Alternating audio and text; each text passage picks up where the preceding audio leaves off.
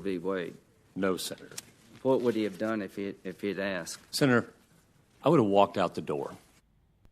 That is the testimony of Neil Gorsuch, who is trying to be the next Supreme Court justice in his confirmation hearings on Capitol Hill. Lana Zach, following this story. Good morning, Lana Zach with ABC News. Hi, McGraw. Hi, Kelly. Yeah, he is totally on track for a confirmation.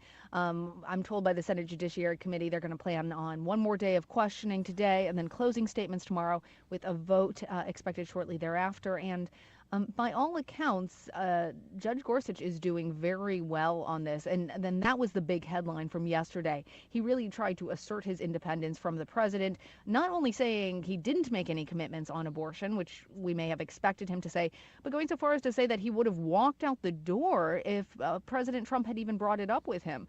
I think for Democrats, that was part of the checklist that they can feel a little bit more comfortable with him about. But they're not going to love any nominee that's coming from President Trump. They always felt like that seat was robbed from Judge Merrick Garland, and they asked Judge Gorsuch about that yesterday. Al Franken, the Democratic senator from Minnesota, really tried to pound him on that, and he frankly said he just wasn't going to weigh in on anything that was political. Yeah, he said that's not my role. You deal with the politics, I deal with the law.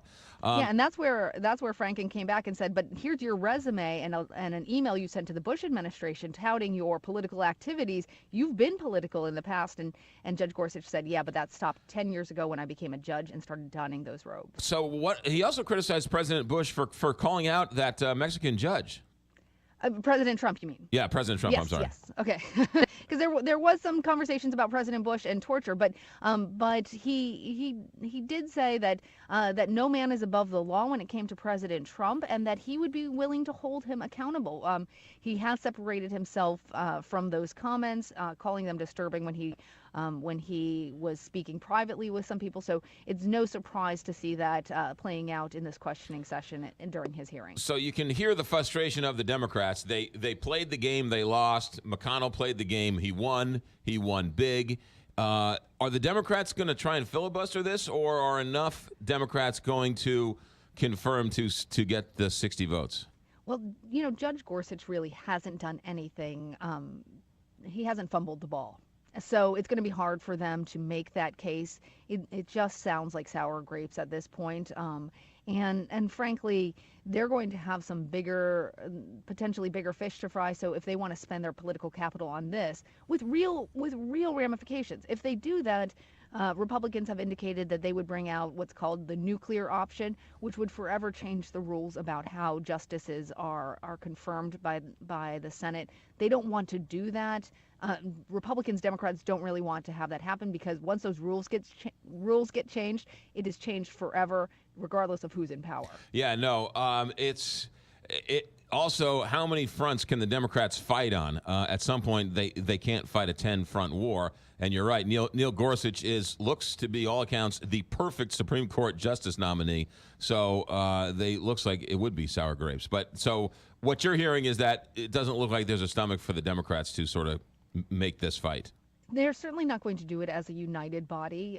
That's what I'm hearing now. There may be a senator who decides to go rogue and do a filibuster. Remember, it only takes one senator to do a filibuster. Right. So there is still the possibility that will happen. But as far as being a coordinated Democratic strategy, right now it doesn't look like that's the case.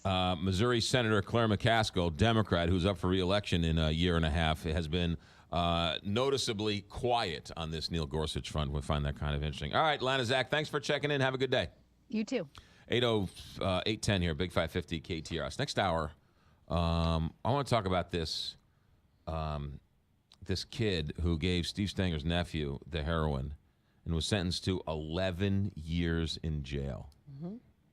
11 years in jail. Mm-hmm. That is, from all accounts, $20,000 a year to house him in a Missouri prison.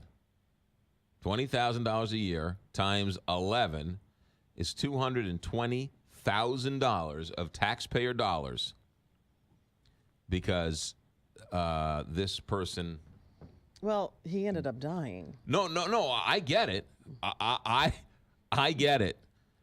We're going to talk about the good, the bad, and the ugly. And his Stinger's nephew was not the only one that he allegedly sold drugs to. I mean, he Right.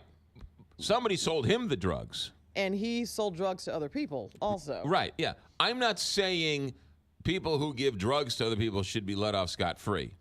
But I think my question is going to be more lines of, we have $220,000 in resources. Is this the best way to solve the heroin epidemic? By locking this person up for 11 years?